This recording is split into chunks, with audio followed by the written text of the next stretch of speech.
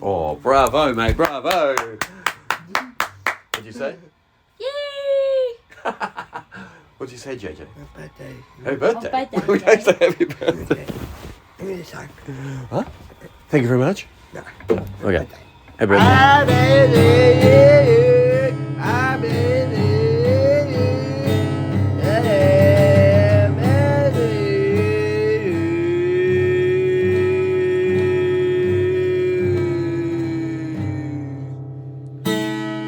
Oh, that's a nice finish. Perfect, mate. Very good. Okay, so you have just been listening to Jamie playing the guitar, and I found him again. He was in the bedroom. This is kind of where he hangs out sometimes, our bedroom, and he was listening to Sam Smith, and he had his guitar there. Actually, it was Junko's. It's now kind of turned into Jamie's guitar, and he was singing away there. You can hear him actually just singing away. Yeah, really good. And then, of course, he just cracks into the Happy Birthday song, which he actually hasn't done for a while, actually. It's very random for Jamie. So he does do these random things. It was just good, just a great moment. And I happened to just think, I'm just going to record it because he was playing and singing. I was like, yeah, I'm just going to record that and share that with you so you can enjoy these all great moments, because those little moments I love. They're so good to listen to. But on with the rest of the show. And this week I talked to Rob. I basically found Rob last year, about a month or so after I started doing my podcast. And I found that he had a podcast.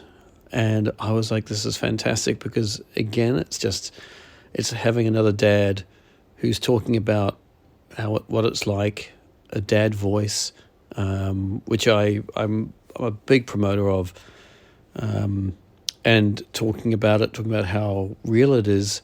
And so we have been trying to connect up and get a conversation going, and we finally were able to. And we literally just got straight into it. Had a really good discussion, and we start off really talking about how he kind of reminds me that we're in a marathon. We're in a marathon. We're not in a sprint with doing this. We are in a marathon, so we have to just take it as it comes and get through it. Try our best to get through it. And then we kind of jump into talking about time for ourselves, because over the New Year period, Christmas and New Year, is that I didn't do that, which was really on me. I can't blame anyone for that. That's on me for not really just etching out some time for my own mental health, my own sanity. So, yeah, we had a fantastic conversation, and I'll put Rob's podcast details and everything into the show notes, and I highly recommend you get into it. Listen to Rob, listen to his journey, his tips, and I think we talk about meditation in this, and I have started meditation since I kind of, after talking to Rob, I was like, I've got to be more active and more proactive about helping myself get through these things, get through the moments, be better mentally prepared. And so I actually took the proactive step, and I've got into doing some meditation, 5 minutes in the morning, 5 minutes at night. And I'm now officially on I think it's my fourth day, I think it is. So, and I'm still doing it.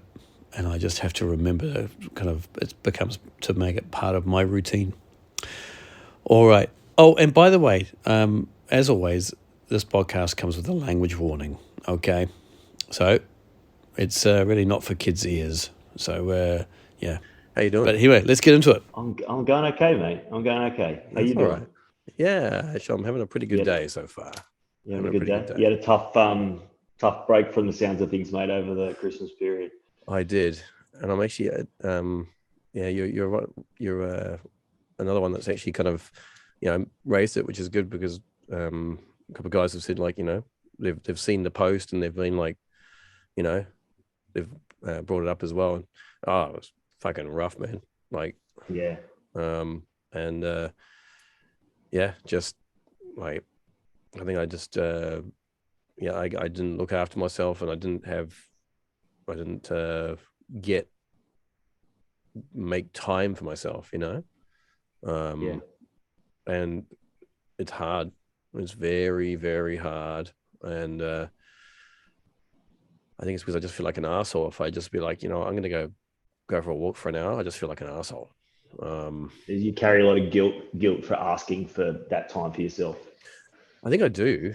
And because I know that, well, when I say I know, actually that's probably not the right thing, but I feel that, it's all on my wife while I'm away. But ironically, Rob, actually, she sometimes is better equipped to deal with the situations if it flares up and I'm not there, And I think I'm just going to remind myself more of that, because totally, man, totally. It's what did someone say to me once? This is a marathon. This is not, you can put your head down and get through it for the next month and things will be better, easier. It will keep being a challenge. There'll keep being changes. There'll keep being growth on both ends, but it's not something where you can just kind of suck it up and get through it, because it's not going to end. So you have to, it's more of a marathon approach. So you have to put in the time for yourself, and it goes both ways, right? So it's only selfish if you're saying, can I please have this time? Yeah. But if you're also saying, and what time do you want? Yeah. And make sure that you're both getting that, then it doesn't feel like a selfish request, right? Yeah. And actually, it's really important. Actually, that is very, very important, because just last night, Junko said to me, "Can I have a girls' night out on next Sunday night?" I was like, "You go for it." Like, I think it's probably about I don't know. It's been a very long time since that's kind of been, she's asked, and I'm like, "You go for it." Like, it's knock yourself out by all means. Please do that. And I think it because it just makes it makes me feel a bit better when when I come, like, okay, can I go out and but it took her to ask, right? And look at how quickly you were like, yep, absolutely, whatever I can do to support. And I'd be the same if my wife Monique says to me, can I do this, can I do that? Like, she wants to take our eldest son up to see our mother-in-law tonight, and she said, I want to take, can you finish work a bit earlier, can I take, and you can have Leo tonight. I'm like, yeah, no problems, it's great, absolutely. And it doesn't matter what, and I'm so conscious, it doesn't matter what happens, the message to her will be, everything's fine, everything's under control. Because the last thing you want to do, because you're so conscious of, is everything okay if I'm not there, is everything okay, like, you're okay, if anything other than it's going well comes out, then you're less likely to ask again in the future. So it would take lot for something to happen for me to go, it's not okay. Most of the time it's like, you don't need to know the tiny little thing that went wrong, because there was 90% that was totally fine. If all I say to you, which we're unfortunately too easy to do, mate, is to say the one thing that's wrong, not the one thing that's right. So you know what I mean? Like, you summarize the day, or how was the night when I had my girls' night? You're more likely to say, we had this challenge with, than you are to say 95% was totally fine.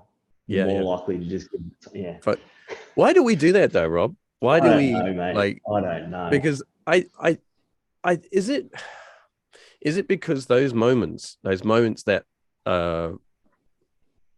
like so in your face, and they're so like those negative moments with our kids, is that they're very in your face and they're so there, and even if it's only there for like 30 seconds, or it's there for 30 minutes, or it's there for 3 hours, it's irrelevant how long it's in your face. I feel it's like it's our well, I got to say for myself, like it's so in your face just describes it, and it's very intense, right? It's a very intense moment, but it comes back to me as to how I deal with that situation, how I'm emotionally my emotional capabilities in that situation to deal with it, right? And it's a fucking wild card right there, because if I'm like, we messaged before, right? If I'm tired, if I'm like stressed, all that stuff plays a part in it. But I don't like to blame that stuff. I don't like. I'm like, I gotta fucking take accountability with that. Like, I gotta be like, but I also think, I am human in this. Like, but I sit on. It's like I don't know how to describe it. But you know what I'm talking about, right? You're like, where do you put yourself? Absolutely, man. Yeah. The more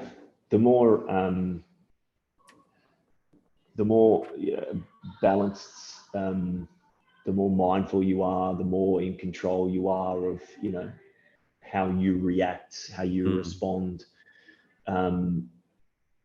Absolutely determines what happens, right? Yeah. And if you're, and I don't know why we do it. I think we do it because we're almost looking for it, right? We're almost looking for it. It's that whole thing of, we spend so much time thinking about what the challenges are, because it consumes us, because of, we're ready for the next one. And you put it, for me, it's easy to put in Leo's context of, I'm more likely to help him do things and not realize the things that he's learning to do that I don't need to help, because I'm just so used to it. And I just think, oh, well, that's going to be a problem, or you can't do that yet, and I'll need to do it for you. When really, if I just took a step back and gave him a chance, he probably could do more than what I think. And I think from a challenger's point of view, we're so wired to thinking that, well, this is how it's going to go down, or this is an issue that we look for it. But I can tell you, when I'm in a good state of mind and Leo's having a challenging moment, not only do I deal with it better, but I don't even talk about it to my wife to say that that was an issue if it came up, because it doesn't rate highly on it. I can easily deal with it, move forward, and it's no different to, any other simple thing that we get through in life. Someone cuts you off in the traffic and it's not an issue if you're having an okay day. If you're not, it's a massive issue, and you get home, you say, oh, bloody whatever. And it's, we magnify the things that are happening in our day, good or bad, if we're not in a good headspace, right? So, yeah. Wow, man. Talk about getting right into it straight away. Bloody hell, man, this is great. Man. So actually, like, Rob, let's kind of carry on then, because I found your podcast and heard of you. Well, I think it was through the 2Ps podcast. Sure.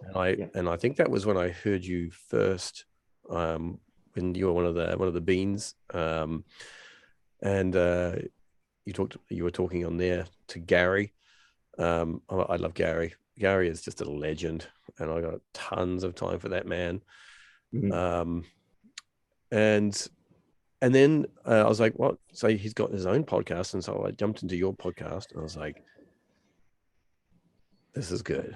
This is good. It's another dad. This is another dad talking about the journeys and the troubles and basically just a dad voice, right?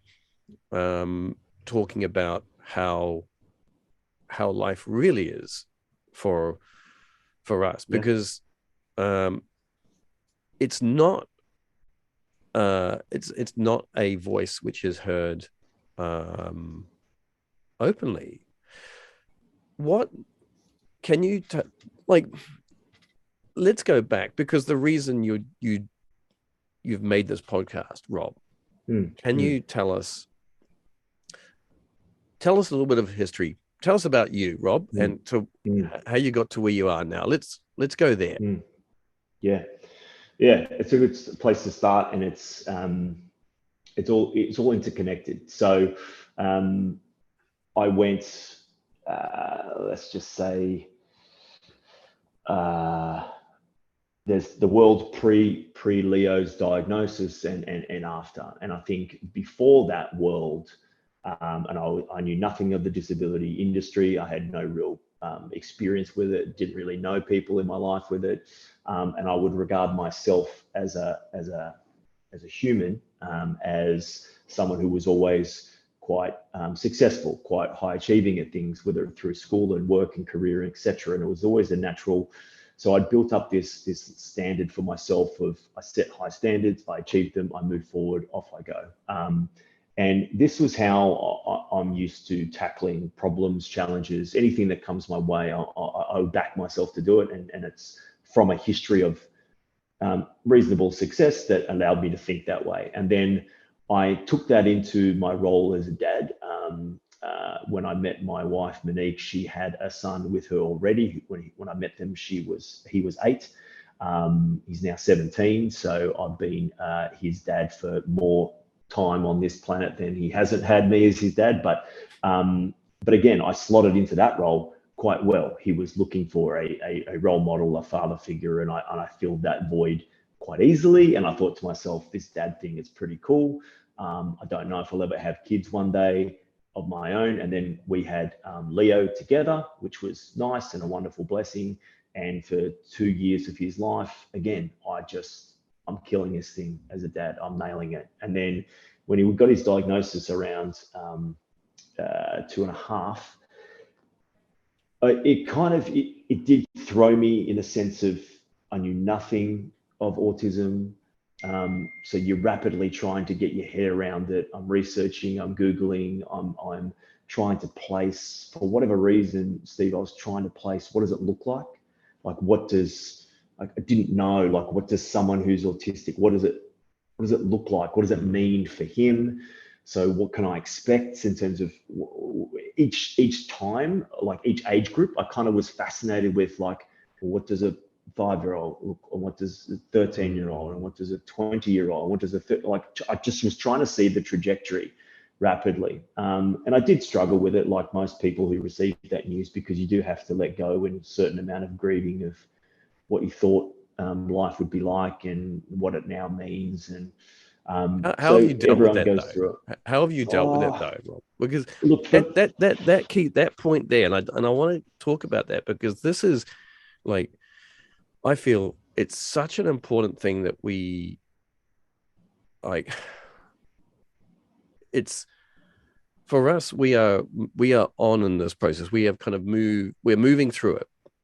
But there are a lot of guys out there, a lot of dads who haven't got to that point, don't even know that they're where they are in this point. Sure. And they can't even, they're in that world, they're in that, like, just that bubble of, like, well, like, this is it, and they can't even see from the outside how it is.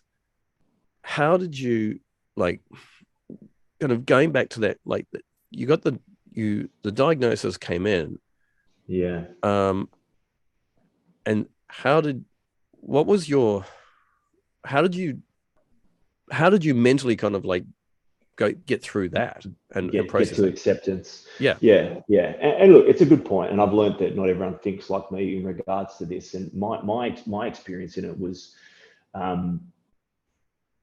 look, there was a lot of as I said, there was a lot of soul searching. There was a lot of tears. I'm not going to sugarcoat it. It wasn't great. And it was certainly a really tough part. I would, yeah, there was a lot of sadness. My wife and I were quite connected on it. We were both going through it in different ways, so that was helpful.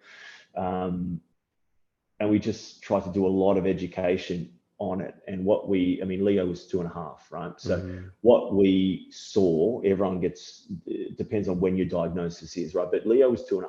So everything that we saw as we started to get our head around it and what it could mean and learning was early intervention, anything you can do. There's still a bit of neuroplasticity in the brain, whatever you can do, basically. Right. Get as much funding as you can and do as much therapy, treatment, support. Try everything, see what works. There's not a silver bullet. There's not, it's not just therapy. It's not just medication. It's not just, it was almost like everyone's so different on the spectrum. So just be in action, try, learn, see what works, see what doesn't. And so this was abundantly clear from our research. And so I remember getting to acceptance relatively quickly, because the thought that I kept having, and maybe it's useful for other people, is I need to help my son. What is the best way for me to do that? So I made it not about me, if that makes sense. It's not about how I feel about what life might be and what he may or may not do. It was more, he's in pain, he needs help, like no different to if they broke their leg off the trampoline, right? The best thing I can do is help. So what do I need to do? So I went into a help mode, a solving mode, like a lot of guys like to solve things. And that's kind of where I went. I went to solve it. So I was active in finding therapy. I was active in trying to go to the therapy to understand and learn for myself. So I just had this decision to just lean in, right? And just go, well, if I choose to ignore this, it's still going to be there, and Leo's not going to get the help he needs, and he's not going to get the support, and I can be that dad and I can just pretend it and leave it all to my wife, but that doesn't help me. What helps me is for me to get him help, for me to educate myself so I can help him, because he might have therapy once a week. Again, this dawned on me as well, and this may be helpful to dads that just not refusing to kind of believe or deny or whatever, or lean in. It's like, I don't care how much funding you have or how much people therapy is a few hours a week. And life is a lot longer than that. So you're at home with your children more than they are ever going to be seeing a professional. So the best thing you can do is make sure that you are educated and that you can provide an environment, because what you do at home is going to have a far bigger impact than what a professional can do 2 times a week for an hour. Do you know what I mean? So I was just like, well, I've got to go. So that started the education in the space. And that's why I could accept it so quickly. But yeah, to go back to your earlier question, why did I start the podcast? That's slightly different. I thought I was coping and thought I was going okay on the journey, learning as Leo was getting therapy and getting support. I thought I was going okay. And over a period of 3 years from that point, it was like a frog in boiling water. I wasn't able to see that my abilities to be a good husband, dad, worker, person, and cope was just eroding, and I couldn't see it happening. I was more irritable. I was more snappy. I'd have bigger mood swings. I had a zero willpower. I would easily be stressed. I would overthink things. I would dwell in the mistakes, and all these things I knew I was doing, but I just thought I could cope. And I just thought, doesn't matter. Like, there's no option here to not. I've just got to figure out a way to cope. So no matter what happens, so you knew stay the course, keep going. You knew that you were you were in that kind of mindset of like getting shitty, pissy, reacting. You were able to self-analyze yourself. Yeah, I've always had a good awareness of myself. Right. But the challenge for me was, I thought, well, there's no one coming to save the day here. I have no choice. Life has dealt me this card. I have to figure out a way to cope and get through it. So I knew that. Didn't mean I knew how to do it. And so I just kept plowing forward, but I just started destroying stuff in my path. And it was just, I would go at its worst. It was hours upon hours of analyzing a mistake I made, when I yelled at him, when I responded, when I snapped back, when I pushed him to the couch, whenever I did something that was just, I overreacted, and I would then analyze it for hours, and I would beat myself up as a dad, and just end up wallowing in this, stream of tears of self-pity, and go on for hours. And my wife would just find me in the shower crying, or in the lounge room crying, and she'd be like, she didn't know what to do with me. She's like, I don't know how to help you. Like, what are you still doing thinking about it? Why are you taking it so personally? But I just couldn't get out of it. And it reached a point that it was so bad that then colleagues at work could see that I was affected by it. And then I remember saying to my wife, like, I don't know what to do. I don't know how to shake it. I don't know. And she was like, well, I think you need to, being a very brave person, thank God, but I think you need to get some help. And I'm like, well, yeah, okay, fine. I'll go and see someone, fine. But like, how's that going to help me? Like, I was struggling that much. And she said, well, I know, I'm not talking about here. Like, you need to go somewhere. You need to be out of this environment to get some help. It has to be like that. I said, what do you mean? Like, go somewhere? She goes, yeah, like to go to, somewhere that you can just spend time on your mental health away from this environment, because you being here is really bad for all of us right now. You're not helping me. You're not helping our son. You're not helping, Leo. You're bad for yourself, and you're bad for us. And I said, but that's ridiculous. Like, how will you cope with me not here? And she said, I'll actually find it easier if you're not here. And that was the moment. How hard was that to hear, man? Oh, man, it was brutal. It was brutal. And I've got to be so careful when I talk about it, because she says, oh, you paint me out to be like, I said, no, you actually were the most supportive. They're the most supportive anyone could be, because I'm a hard guy to give feedback to at the best of times, right? So for her to say that, she was just trying to find a way to break through and get me to see that this whole, she's trying to help you, right? Yeah, this whole just keep on going is not going to work for anyone, for you or for us. And so, yeah, man, I checked myself into a mental health hospital and spent 3 weeks there, and told work I need to have mental health leave, and conquered all those challenges of when you go through this process of how much do you share, how much do you not share, are you going to be met with supportive work environments, are you going to risk losing your job, all these things that people go through to share what they need to do to get the help.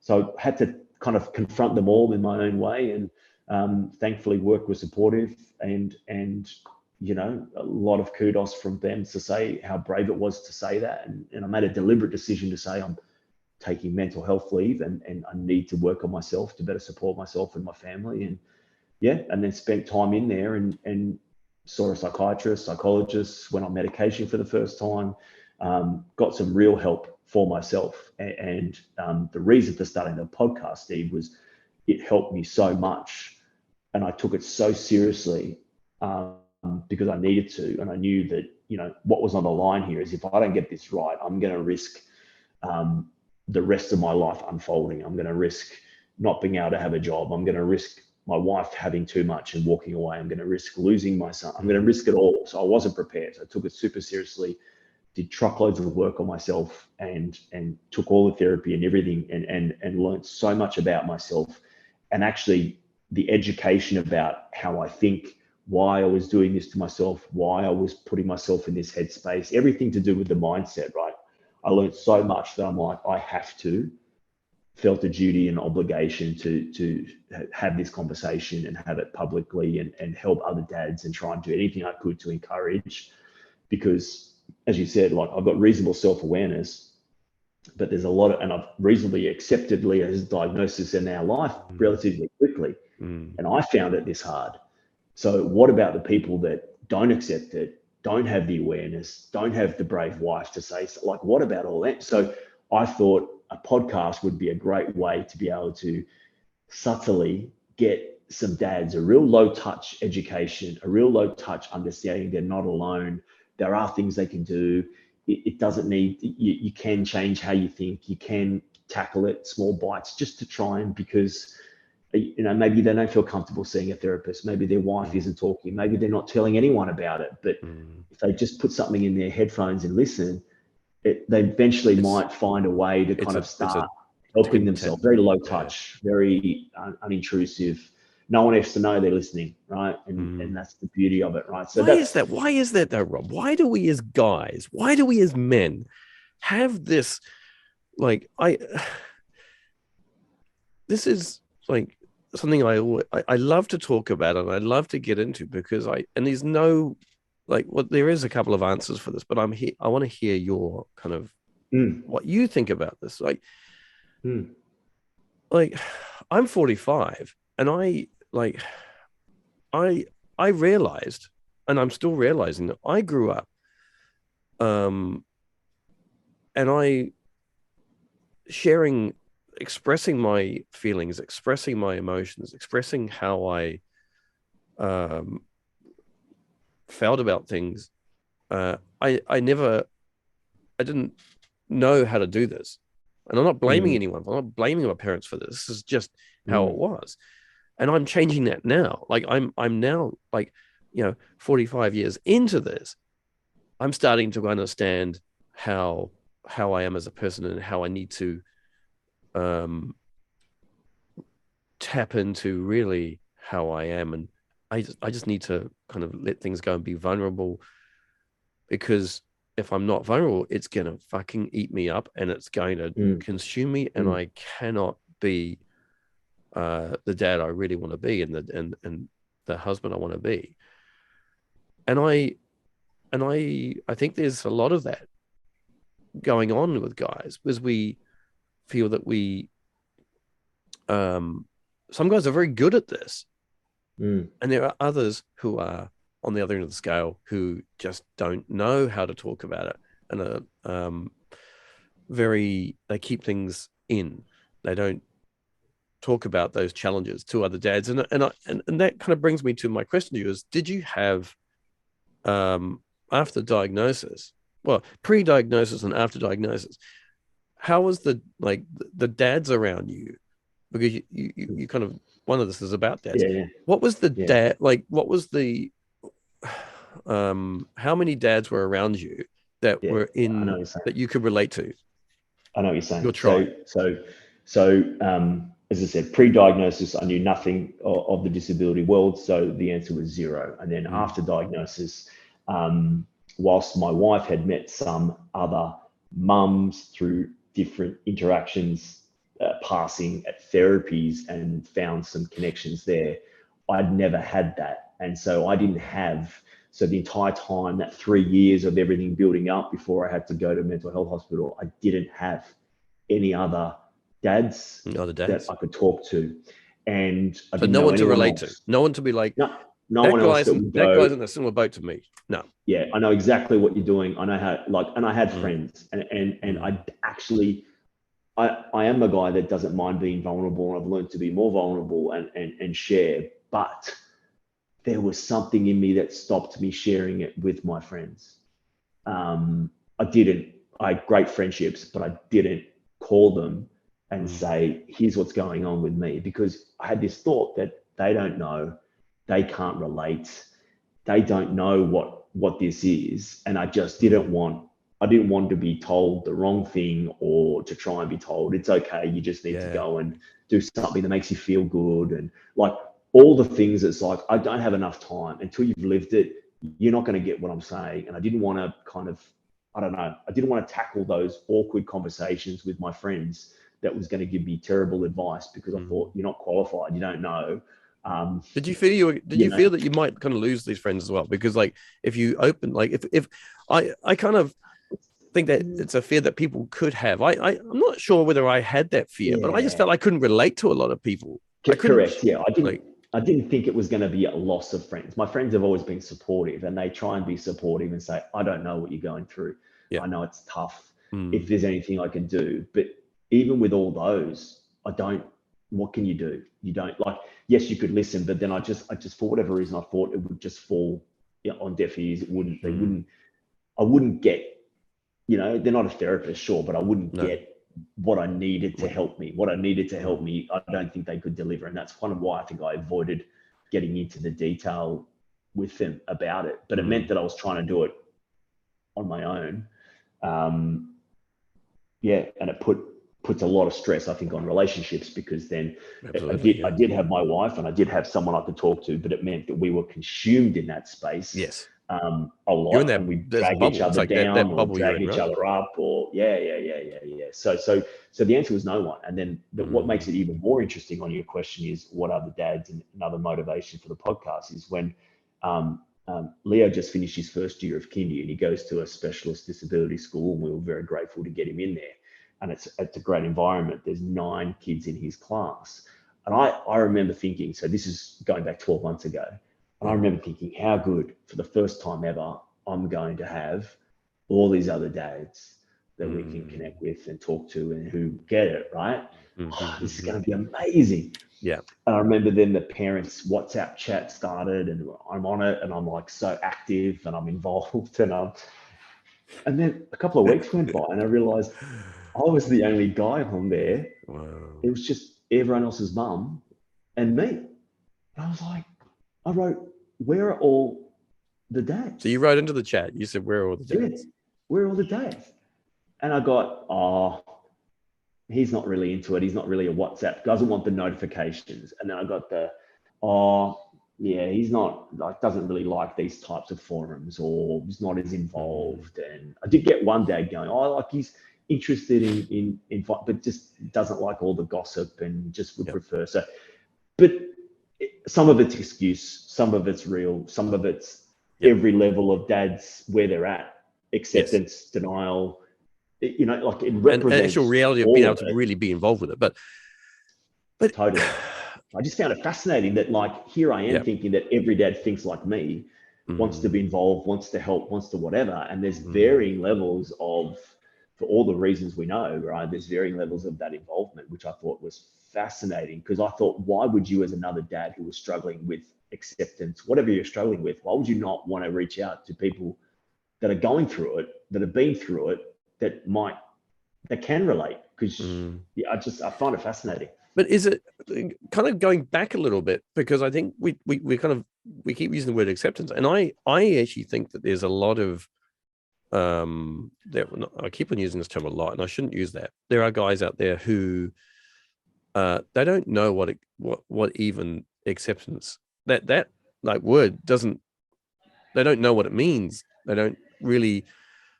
A lot of dads are like sitting there kind of like, well, I'm in this shitstorm, which, and I don't know how to get out of the shit. This is my shitstorm I'm in. And that's actually to find the way out of that emotional shitstorm that they find themselves in. Like, some guys just, I don't think they do. I honestly think they just sit in that shitstorm for years, and they don't quite know how to extract themselves, because they're so in that world, right? And they're just like fighting those fires and just, but it's denial of the reality of, this is how it is, man. Like you, and it's kind of sad, because because I think I look at myself. The reason I say that is because I think I was in that world for pretty much 11 years. I 11 years of, I think I never dealt with my trauma of Jamie and grief. Jamie being born, he had all these operations. Just the other month, we went to the hospital where he had his heart operation, and went for a checkup. And I realized, walking out of that hospital, I've been there like many times over the years. We go there like on an annual checkup. And I realized, like, later that day, I walked out and I was like, I have trauma from that place. I have genuine fucking trauma from that hospital. I don't blame the hospital for this, but I never, like, it's an experience which is a real experience. It happened. And I remember I remember, I think what it was is I remember every day he was in the hospital after his operations, and just thinking like I couldn't even think about the next day.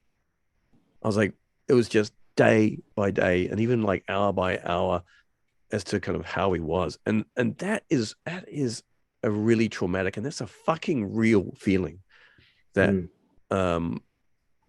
we have, and I think that I didn't, and again, I never cried. I didn't know how to release my true and real bottled up trauma and emotion. I didn't know, and so I just kind of threw myself into work, and like, and that was my thing. Like I was just, into the school, build the school up, like all that stuff. But and that's where I think sometimes dads don't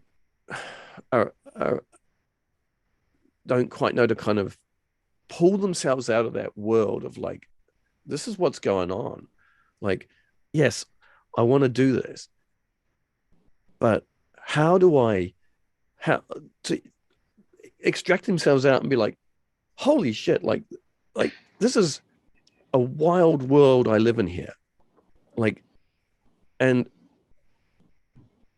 accepting that, I kind of feel like accepting that wild world that we live in, the poem, which I'm sure you know, Rob, which is I talk about a lot because it's such a integral part of kind of where I am.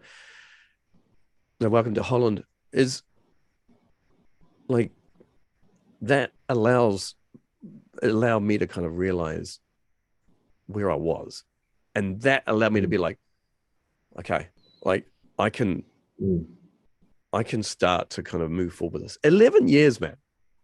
And you can see, I can't just get over 11 years like that, and it's, and so that's why I do this. That's why I do my podcast, because I think that like I want to get into the ears of dads, of course, that's the key. But if I get into the ears of the mums, right? The mums who can play it in the car when the dad's in the car, and he can hear it, and he can hear me, and he can hear this guy who didn't see it for 11 years, didn't see how he, was in this fucking world of not knowing how he wasn't dealing with life. And I feel so passionate about that. As you can tell, So it's, and I'm sorry, I've stolen the show a little bit here. I want to go back to that WhatsApp, because the WhatsApp group highlights it, doesn't it? It kind of, it's because there's all these mums. It's not the reverse, Rob. It's not all these dads in the group. It's all the mums in the group, right? So there's a reason for this. And it's, and I just think, like, we gotta help these guys. We're gonna give these dads a platform to hear, to talk about it, to be fucking real about it. Totally, man. And that's why I think, we both share that desire to spread the word and to help, with different experiences. But the common one is that we've learnt about ourselves, and we want to share that with the other dads, to stop them, to help them making similar mistakes, or to help them see what we couldn't see at different times, for different reasons. And it's such a compelling drive, right? That I have, that you have, to do that, because we just want to. And I think I often misjudge that, the cynic in me goes, well, what's the big deal? Just get on the WhatsApp group. What's the big deal? Just like, why wouldn't you, right? And then what I have to keep reminding myself of is that you had that journey in the trauma and the hospital in 11 years, and you had that journey. And I don't know what other dads' journeys are, but right. I know they're all unique, and I know this. It's got their childhood in it. It's got how they've become a dad in it. It's got a lot in it, right? Yeah. So for me to unrealistically assume people think like me, What's the big deal? Or that, why wouldn't you just do this X, Y, Z? It's unfair. It's not realistic, right? So I've learned to think that, but I also know that, to use your example of Holland, welcome to Holland. Like, I also know that if there's one thing that you should be able to get through to a dad who's like, whatever level they're at, the one thing is you have to get better educated on whatever the disability your child has, but you also have to get better educated on yourself, and you have to put the time into yourself to understand how you think. Like, if I hadn't have gone and had that opportunity in hospital to do the therapy that I did the equivalent of 52 sessions of psychology, but I did it over 3 weeks intensive with group therapists and all this stuff. And if I hadn't have done that, I wouldn't understand why I think the way I do. I wouldn't understand the tools. I wouldn't have tools to help me change how I think. I'm human. Right? I will make a mistake, right? I have to have those, right? Yeah. If you landed in another country that speaks another language, and that's how it feels for some dads, right? Mm-hmm. What's your choice? Forever not know how to order a coffee, or figure out how to speak the language so you can order a coffee and start there, right? There's one's a very sad give up mentality of there's nothing I can do. That's how life's dealt the cards, and here I am. I guess I'll never be able to do anything because I don't even speak the language. And I don't know. Or the other one is, well, maybe I can find out. Maybe I can ask. Why don't I learn bit by bit by bit by bit? You don't have to be an expert, and don't have to change who you are. And that's what I've learned as well. It's not about, I still think, I can still ruminate on things and be hard on myself. It still happens. I'm not changing how I think, but I am changing how I respond and how I act based on certain situations, because I can see it. I've got a toolbox. I know how I can help myself when I need to. And that's because there isn't the 9 dads in the group to help me and give me their experiences. I have to do a little bit more of myself, but Jesus, man, like, I'm so committed to educating myself. I'm so committed to never being full, never being done, right? I'm never finished on this. And I think always learning.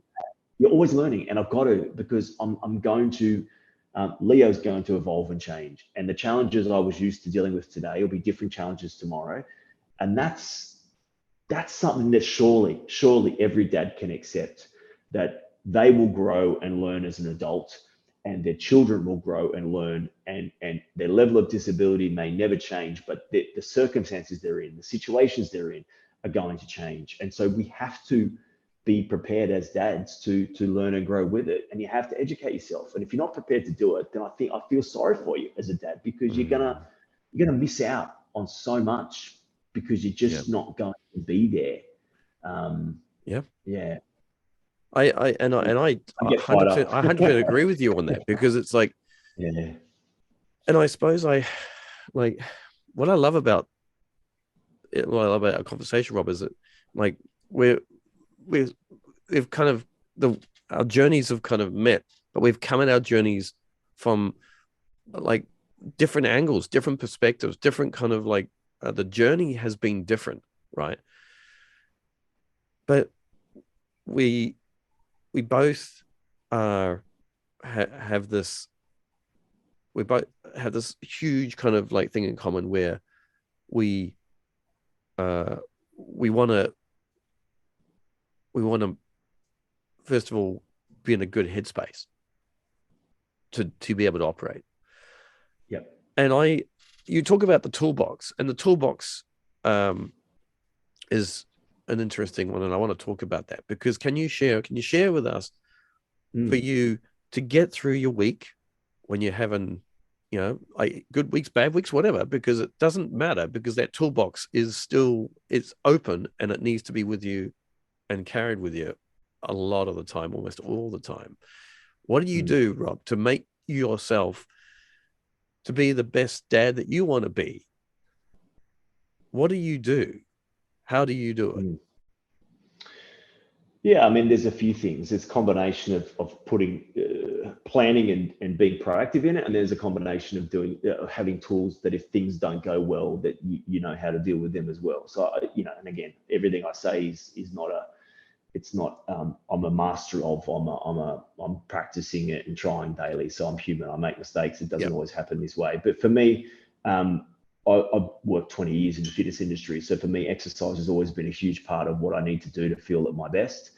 And absolutely, when I exercise and I'm prioritizing and taking that hour or that half an hour a day for me, it really gets me in a good headspace. The other thing that what do you helps, do, Rob, in that space when you're doing that exercise and you're like, what I can see behind you there's like a guy boxing, I think it is.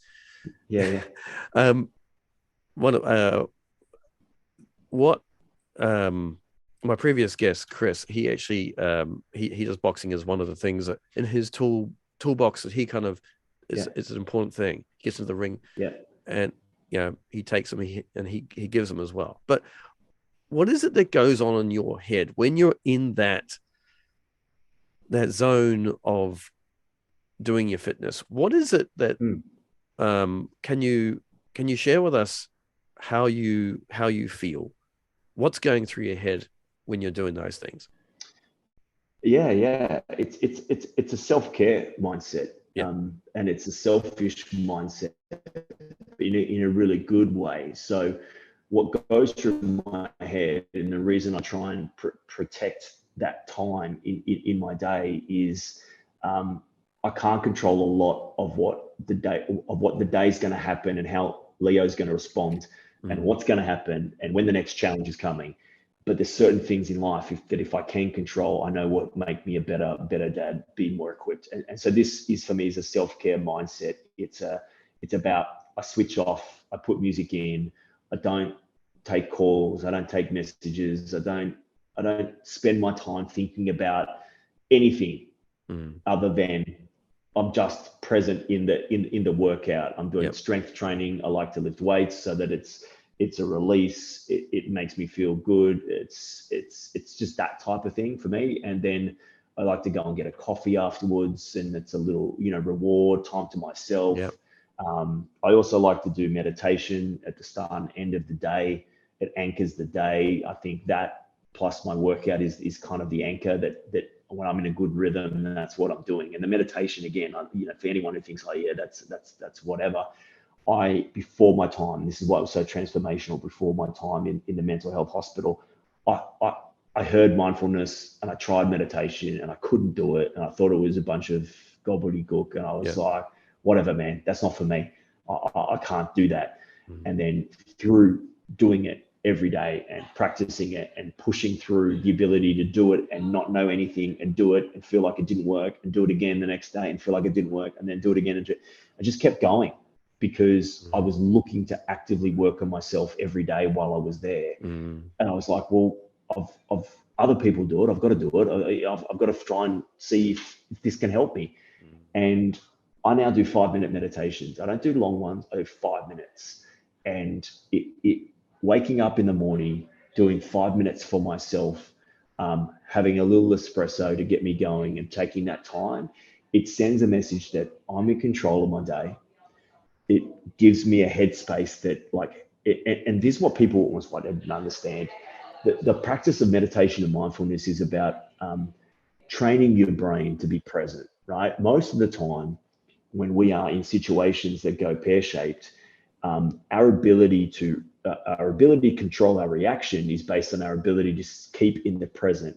Our ability to control our worry and anxiety is our ability to not think about and stress about the future. And our ability to control our stress and depression is to not dwell on the past, right? So if you can keep your brain in the present more times than not, you're going to be able to deal with a situation that plays out better, and you're not going to spend time overthinking what happened and whether it was right or wrong, and you're not going to spend time worrying, is it going to happen again? You're just going to deal with what's in front of you, right? Like a snapshot, like a photo, right? You're just going to deal with that and move on.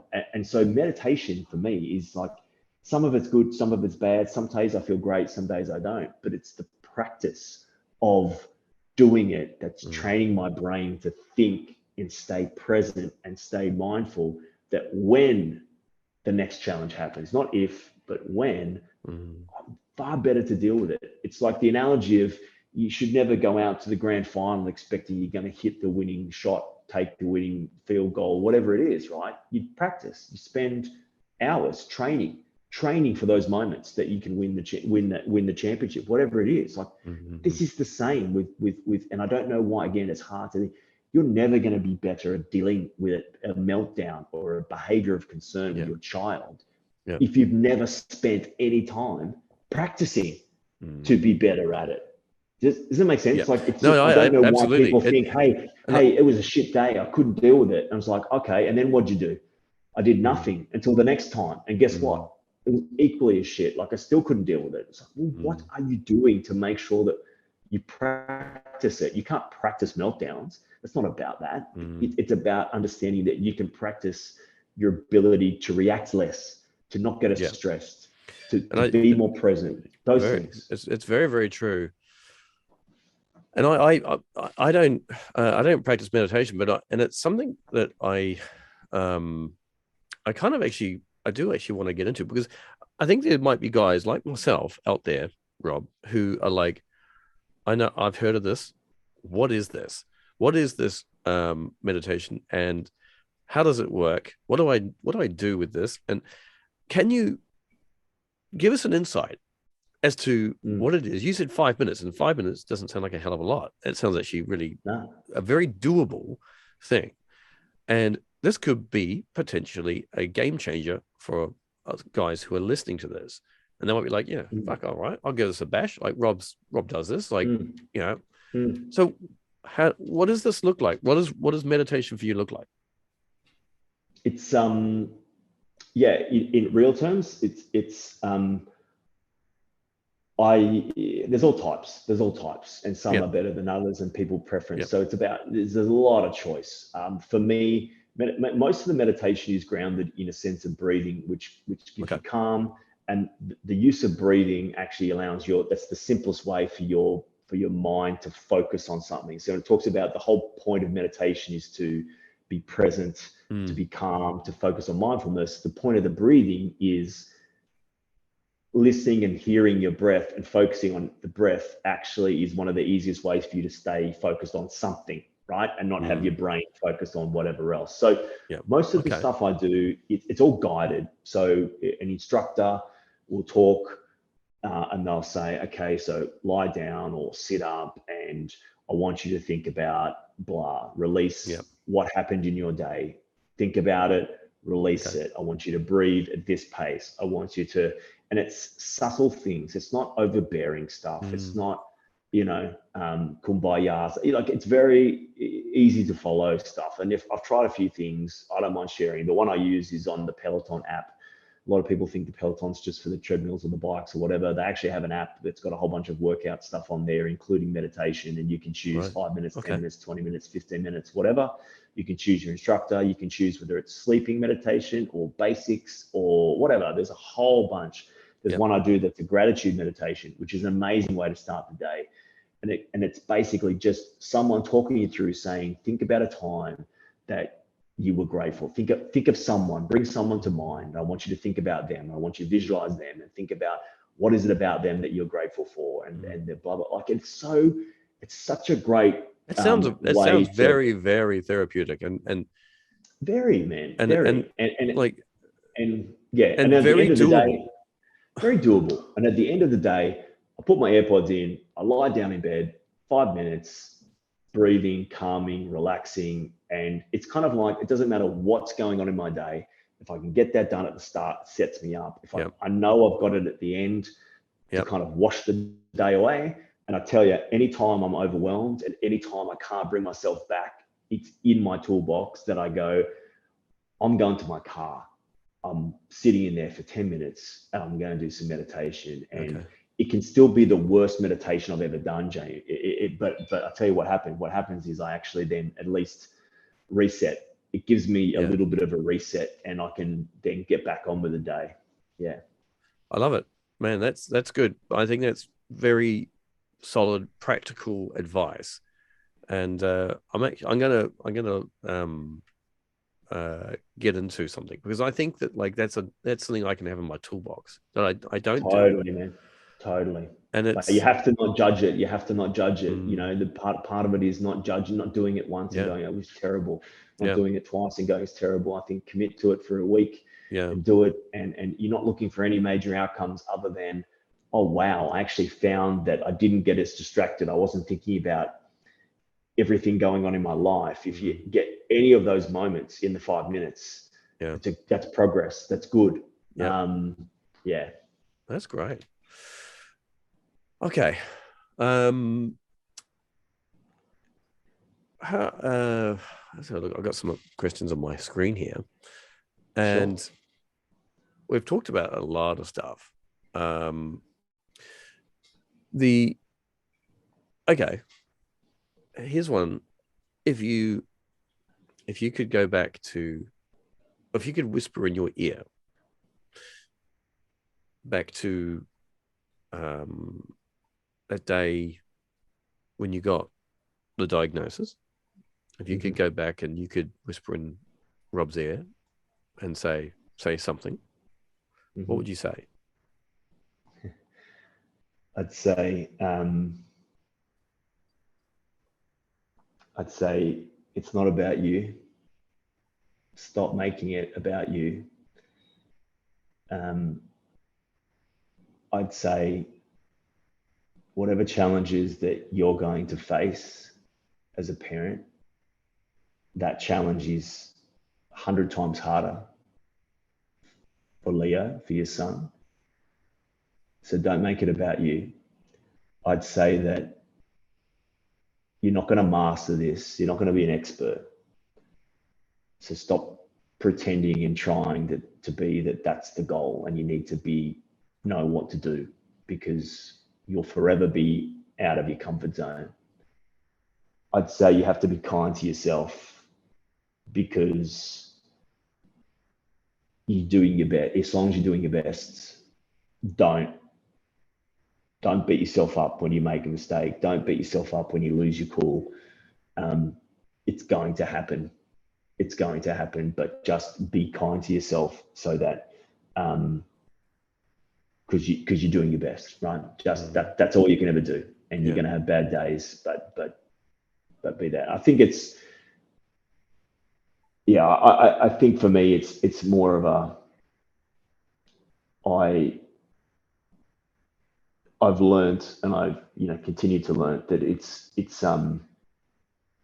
oh, and the other thing I'd say is, as I was to say, it's don't make it personal. Don't make it about you. Don't make his problems your problems. They're you've got far less problems than what your son's going to go through. So stop making it about you. But I'd also say that open your eyes and your ears and everything for that matter, because what you're going to get from this different path that you were thinking is a whole bunch of different experiences. Not all of them are going to be great, but you're getting something that other people won't get. And you just need to be open to seeing what they are and not looking at what you don't have, right? Because you'll fill that list up very quickly. But look at all the things that you do have and you do get that will be different.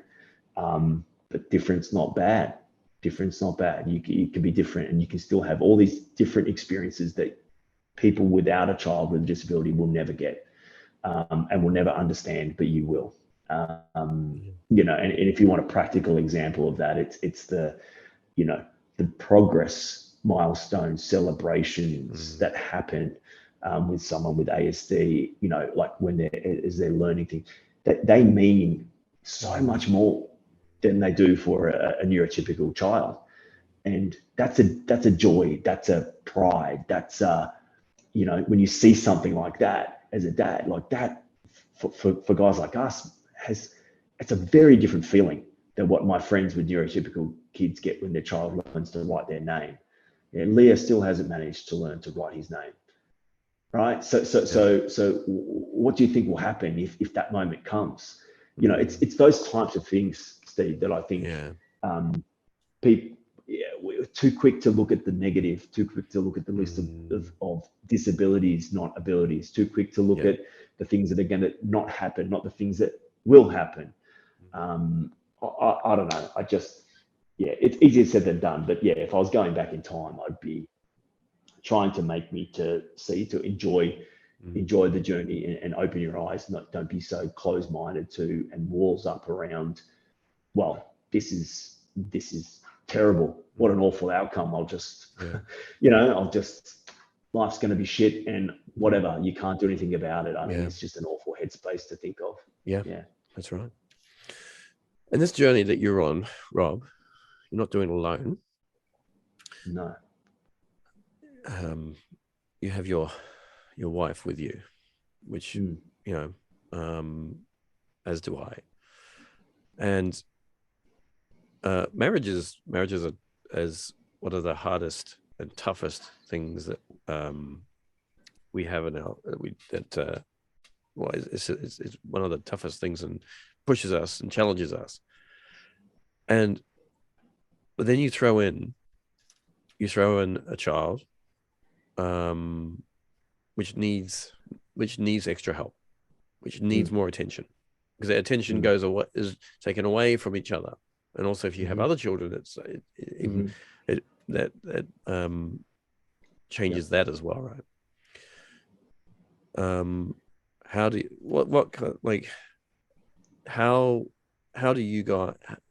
guys make it work? How do you guys, because that is a real world challenge for it's a real world challenge for me to find time to go out and etch out that time together, just like not in a work environment, like, because we work in like the school together. So what does it look like for you?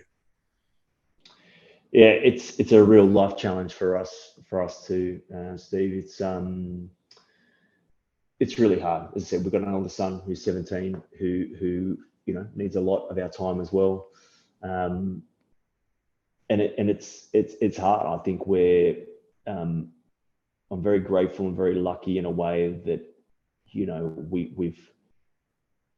we've got a level of respect and love and trust for each other that we can have moments and we can have arguments, and it can get heated, and it can, we can get upset at each other, or we can lose our cool at Leo and all these things, but it doesn't get held onto.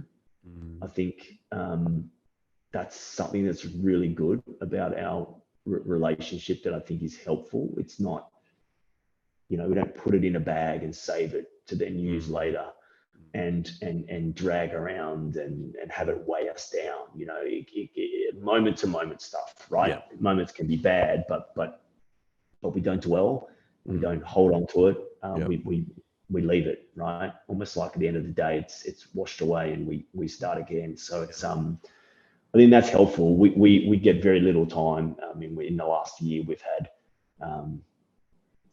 3 nights in a year that we didn't have a responsibility for Leo or weren't at home with him. So we took a small staycation, and that took a whole bunch of military operation support workers and family and friends to help to get that done. But as how was it, Rob? Those 3, like, mate, how amazing were those 3 nights on separate occasions? Like, how amazing were they?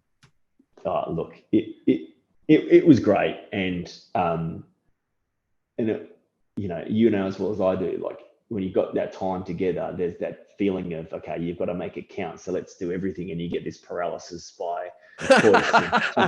Should we, like, what do we need to do? You got to do everything, we've got to do everything. Do we go out for dinner? Do we stay in for dinner? Do we have a bath in the hotel room, or that's wasting time, or that's good time, or whatever, right? It's order the most expensive bottle of wine because there's no way we're going to do this again. Yeah. Can we get catch up on sleep? No, that's a waste. It's all those things, right? It's all those things. So look, it was good, and it's hard because half the time you're spending, getting out of the headspace where you're constantly trying to think and care, and until you can actually relax, and then you might have a conversation about something to do with it's not being a parent. It's it's it's hard. Look, and we're grateful for that, but that's 2 nights, 3 nights out of a year, man. Like it's I think it's easier for us to support each other having some time together. Sorry, some time on our own, or some time with with a friend, or sometime with our eldest son. That's easier for us to do. We can make those moves happen far greater than we can get the 2 of us doing stuff. But I don't know, man, we just communicate as best we can. We support each other as best we can. We know we're human, and we know we're going to screw it up. So we just kind of almost operate on that understanding that when we do, when we do, and one of us says something wrong or does the wrong thing, like don't hold on to it, and don't drag it down, and forgive quickly, and all those types of things, because we're doing our best, man. She's not trying to piss me off. I'm not trying to piss her off. We're both trying to do the best job we can raising kids, and life's happening all around it. So no major secrets, mate. It's just trying stuff. I was gonna try, haven't you? How laughter, man? Do you laugh enough? Do you reckon you kind of laugh enough compared to, like how's that for you? Yeah, I do, man. I do. I'm rarely serious. Like, I work in a level of sarcasm. You look so serious, though. You look so serious. But when you smile, you definitely, like, when I see you smile, I'm like, oh, here we go. Like, yeah. It's a business face or work face versus serious. I'm rarely serious, man. I'm actually, I'm always tend to be the person to make it light, or to make a joke, or if something's there to be said, I typically say it just because I think it might be funny. Like I do keep it quite light. I think you have to. I've always been like that, though. That hasn't changed. With Leah's diagnosis, it's more just been my whole life, I've loved Seinfeld, and I could walk into any, analyze the minutiae of life. I find things like so funny that I just you observe through life. So that's how I look at the world, man. So I can easily be distracted by humor on any level. Oh, that's good. Yeah. Actually, I'll share something quickly, because this morning I had a bit of a laugh this morning, heading off to school, and the boys were all in uniform, and I was trying to get Jamie off the sofa, and he didn't want to get off the sofa. He was just messing around. Anyway, so I managed to get him off the sofa, and then he got onto the ground. He's lying on the ground, and then Joshua, his brother, he like hopped on they started to kind of like play around. And he hopped on the back of him. So Jamie's like lying face down on the ground. Joshua gets on the back of him. He's kind of like lightly kind of like tapping Jamie's bum like this, and he's like, this horse isn't moving. and then he's like, he just kind of said it really quietly, almost like to himself. But I was really close, kind of like I was trying to, and he's like, this horse isn't moving. That's like hilarious. And then I realized that actually he didn't mean horse. He actually, because he got confused with Japanese, and he actually meant sheep. It's like, because he said in Japanese, shitsuji. I'm going to screw that one up. Anyway, he said it in Japanese. I said, oh, you mean sheep? He's like, yeah, I mean sheep. The sheep's not moving. But I just had to laugh, and Junko was there, of course, and so we're just having a good old chuckle, but I thought, like those, I don't really I think I kind of pull those moments out now, because I didn't, I don't know if I did that enough before. I think I just was in my little world, and I struggle in the mornings. So mornings are not they're not my forte. So I, so it was good to kind of have a good morning, and all that. Yeah. Okay, Rob, let's go into let's talk about let's talk about.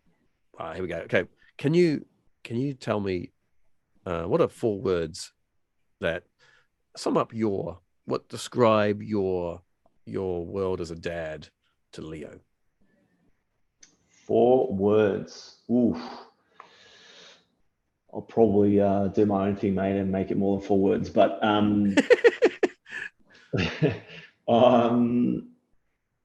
play. We play a lot. I'm fun and games guy. I'm always chasing him around the house and tickling him and stuff. So I think throwing him on trampolines and stuff. So play. I'm very playful with him. I think I'd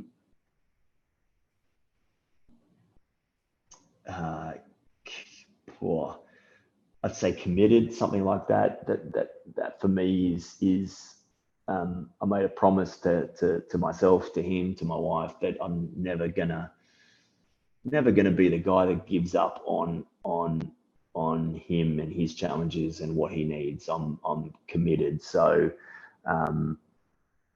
he needs to know that when life gets hard and he doesn't know if he can do it, or he doesn't have people around him that believe in him, that I'll always be that guy. Like, I think nothing's going to ever get too hard. I think that's kind of why I'd say a word like committed. I think it's what else? I'd say a possibility. My approach to him as a dad is that I have no expectation, and I also have no ceiling on what he's capable of in life either. I think I live for him in the world of possibility, that right now it's all possible.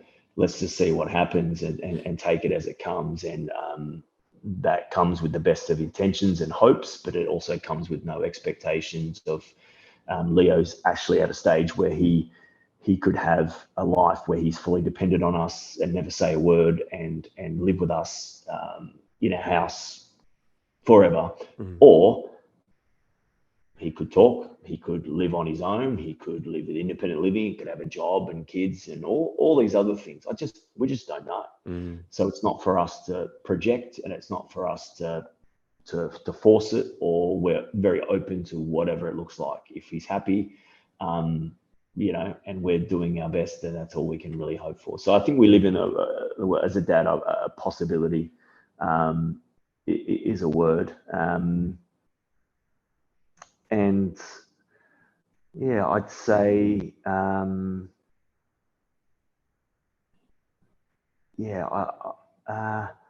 don't know, probably either I'm hands-on, man. Like I'm hands-on. That's probably the best way to describe me. I'm the dad that's there, that wants to go to the book club week, that wants to go to the parent volunteer night, that wants to go to the, I'm hands-on. I'm an advocate for him and the world he's growing up in. I'm hands-on in his daily life. I'm just hands-on. I'm just there. Yeah. I'm just there. Awesome. If he needs me, I'm there. Like if he needs someone to play with, or needs some help, I'm there. I'm never the guy that's, if I need to change my work schedule to be there for an appointment, I'm doing it. I'm not, can't be bothered. That's not my job. That's not how I think about him. So awesome. There you go. That's almost 4 words, mate. It's probably a bit more. No, mate. That's awesome. Love it. Okay. The music. You kind of talked about music, listening to music while you're working out, which is pretty common for a lot of people who do exercise. So can you give us a couple of songs that for you either remind you of like really just songs you just love, you just like, it's a go-to song for you, or a song that reminds you of that Leo loves, or I don't know, is there a couple of songs that you want to give us? I've got a playlist that I put onto Spotify, and it's very broad. There's some pretty broad stuff on there. There's from Disney all the way through to Korn. And and I've listened to it a couple of times, and it's like, wow, this is a wide range. So, what? Yeah, it's a good question, man. I mean, my playlist for when I work out is rap and pretty old school hip hop and rap. So it's kind of not relevant for Leo, but it's just like a bit of an escape. Well, what's the track? Like, if you were going to go and hit the gym right now, like, and you were going to, just go nuts, go crazy. You're like, I just want to have a great tune. What is one would you would be like? Yeah, I'm going to listen to it right now. Like, what's that? Oh man, I mean, it's probably going to be Pressure's on, mate. Pressure's on. Well, look, I would say here's a go-to track. I mean, it's called, I don't know if you've seen the movie Hustle. It's a basketball movie with Adam Sandler. But anyway, I'm a massive basketball fan. Okay. So anyway, but there's a couple of songs from that soundtrack that are now go-to songs called "The World Is Mine" by Sam Henshaw, and it's a ripper, man. It's a good mood, feel good, let's do it, training song, feeling good song. So yeah, I'll say that. I'll say that. The other song that comes Sam Henshaw, is that right? Sam Henshaw, yeah. Okay. The other song that comes to mind about, I suppose, Leo is, which is a beautiful song that I love and I've always loved, but it kind of reminds me of him as well. And the whole journey is Coldplay song, "Adventure of a Lifetime." That's, yeah, if you're looking to add to your eclectic playlist, mate, I'd chuck those ones on there. All right. And is there any, like, I recently just added into this because obviously music's a big part of my life, and so I kind of like to see if it's part of others as well. But also one thing that's a big part of me is podcasts, listening to podcasts, which is a big part of my life. So I thought, well, I asked guests this question as well. So do you have a podcast that you think, yeah, I want to like tell the world about this podcast because I'm down with this, like this is good, but share the love. Do you have one? Yeah, it's called Dadability, mate. It's a great one. I knew it. I knew it. No, self-promotion. It's all good, mate. Don't worry about that. We're gonna link your one into there, so that's all fine. That's great. Yeah, no, it's fine. It's fine. But it's a cracker, mate. You got to get into that. No, absolutely. I do recommend that the guys get into this. And I've shared it a couple of times on I know, man. social media. I cannot share this enough. And but Dadability, get into your podcast, wherever you listen to it, get into it and hear Rob's journey because absolutely. And I just want to say your social anxiety. Before I forget, I've got written down here your social anxiety episode. I learned from you, Rob. I did learn from you because I didn't realize that I had that social anxiety. I didn't realize until listening to your episode. I was like, holy shit! Like. And what it allowed me to do is I realized and started to understand that I just don't need to give a fuck about people around me. I got to focus on to like, you let that go, eh? Yeah, let that go. And it's really hard. It's very, very hard. And I do struggle with that, but it is something that I became more aware of. And I'm like, you know what? I just need to focus on to actually, I've got to be in that good headspace. I need to focus on to Jamie. So great episode, social anxiety. That's one of my It's a cracker. Yeah. Oh, so, good, man. Good. Yeah. Glad to hear. The other ones for me that I love. I'm sure you've stumbled across it or listened to it. It's quite popular here in Oz anyway. But The Imperfects. You haven't? I have not. Oh wow. Okay. It's called The Imperfects. So done by a guy who's now quite famous from his book that he wrote called The Resilience Project. So again, if you've heard of none of those things, then you need to do it now. You need to. If you've heard of them, you need to now go. Like, okay, The Imperfects. Okay, I'm going to look that one up myself actually after this. I'm going to get into that. I'm also going to have a look at these songs. These are the songs you listen to me. Wonderful. Rob, it has been a pleasure to talk to you today, my man, and I appreciate your time because I know that time your time is very precious, and I appreciate you coming on talking about your journey on the show, on the podcast here. And it's great. And it's just, it's again, nice to have a dad voice and another podcast out there, which is extremely important to hear. And what I like is that, what, our podcasts are different, right? And I like that, because I think what you're doing is really going kind of deeper into kind of like the mental state, and kind of the really kind of pulling, like going right into it. And I love it, because I can't do that. I just can't do it. I cannot do that. And I applaud you for that, because it is something that is a skill to do. So keep doing it. And Thanks, man. it's really good. And yeah, don't give up. And it's I know it takes time and effort to put out a podcast. So it's keep going, man. It's wonderful. Yeah, thank you, man, and thanks for having me on. And same to you, mate. You're having some good conversations. That's hopefully creating many more conversations with dads that are out there that can listen. So yeah, kudos to you, man. We've got to do what we can and keep spreading the word and getting as many people to listen and be. But my advice for you, man, before I go, is you've got to be hard. You've got to be kinder to yourself. That's for sure. I think you you're hard on yourself. You've got to learn to be kinder. You learn that you will make mistake and it is okay. You got to learn to not judge that doesn't. Not everything has to have a score or be marked good or bad. It's just you can be kind and not. Yeah, don't beat yourself up as much, man. Give yourself a break for you doing your best, and that's all you can ask. Sometimes your best is not great, and that's okay too. Yeah. So. Yep.